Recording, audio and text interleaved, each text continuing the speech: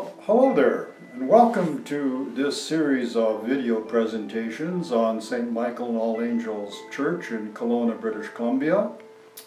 My name is Johnathan Greenhalgh. I'm the retired Dean of the Cathedral, and my purpose will be today to introduce this series and to talk about this beautiful landmark in Kelowna. It's we will, in the series, of course, talk about the church building, something about its history, its agriculture, its structure, its beautiful artifacts, and which is admired by visitors from all over the world. So today, something of our beginnings. We go back actually more than 100 years. We go back to 1893. But Christianity in the Okanagan Valley, we must remember, is much older than that. It goes back to the 1860s with the missionary work of the Oblate Order and the arrival of Father Pandozzi. During the latter part of the 19th century, there was a lot of migration from parts of Europe and England. Colonists came over to settle and to grow crops, and including apples and grain. And by 1893, there was a sizable community of English settlers.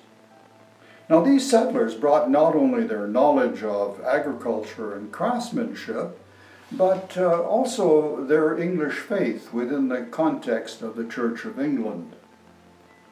The Okanagan Mission District was thus formed in 1893 by the Bishop of New Westminster, the Right Reverend Acton W. Sillitoe. He appointed Thomas Green. Thomas Green came from Ireland, he graduated at Trinity College in Dublin, and he was appointed to Penticton and given mission responsibility for Penticton and for Trout Creek, and for places that became Summerland and Peachland in the southern part of this valley. Now Green's method of travel was interesting because these were early days and travel was difficult. And so Green traveled on foot, he traveled on horseback, he took a stagecoach on occasion, and of course the famous steamboat on the lake. The first service, the first Anglican service at least, was held on the 27th of May, 1894, and it was held in the Leguime Hall on Bernard Avenue. The congregation began to press for the development of their own church. There were others who activated this as well, including the Earl of Aberdeen and a Mrs. G.G. McKay from Vancouver, who were instrumental in promoting the development and building of a church. So on the 5th of October 1895, one was duly consecrated to St. Michael and All Angels by Bishop Dart. It was located in where the present museum stands on Queensway. A new vicarage was also constructed on land which is presently occupied by the present Safeway store. By 1908, the church was becoming too small because there was a continuous influx of colonists and settlers. And so a committee was struck to find a new site, and 1.5 acres was purchased on Richter Street. A local architect by the name of Mr. W.A. Peters was engaged, and a church was designed. It was eventually built by Mr. Harry Raymer. And this is an interesting point because Harry Raymer built many churches and other buildings in Kelowna, including the Presbyterian Church, and he was also the first mayor of Kelowna. The style chosen for this new church was to be a stone building, and it was to be in what was known as the ecclesiastical Gothic design. I'll be saying more about this sort of design later. A cornerstone was duly laid on the Sunday, the 30th of July, 1911 by F.A. Taylor.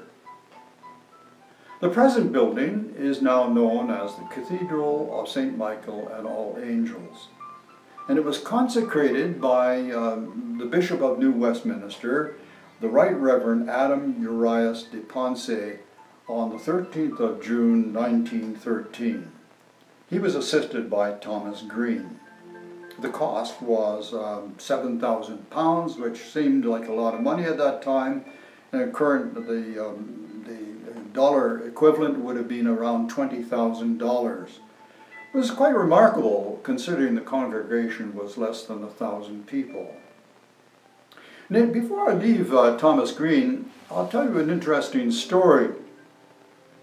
When Archdeacon died in 1935, the editor of the Kelowna Courier published a wonderful tribute to Archdeacon Green to honor his passing.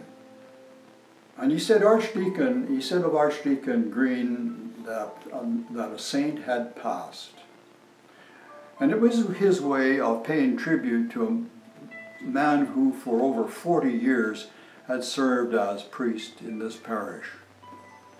I'd like to talk about the building a little and its exterior.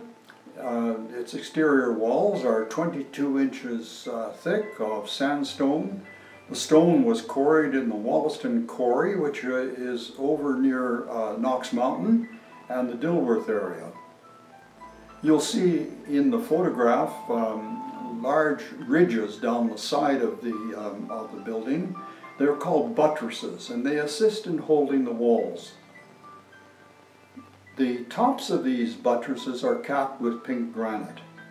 This granite was quarried in the Ellison area of Vernon and brought up the lake on raft.